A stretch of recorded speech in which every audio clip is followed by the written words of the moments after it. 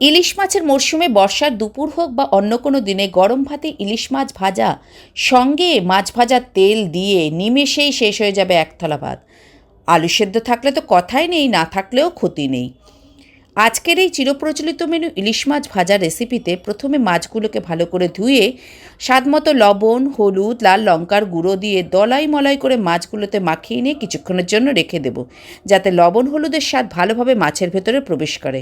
না হলে তো আবার খেতেই লাগবে বেশ স্বাদ। তেল গরম করে ইলিশ মাছ ছলাৎ ছলাৎ করে দিয়ে দেব গরম তেলে। এক পিঠ ভাজা হলে উল্টে দেব। যতটা তেল ছিল দেখুন ইলিশ মাছের সংস্পর্শে তা হয়ে গেল দ্বিগুণ।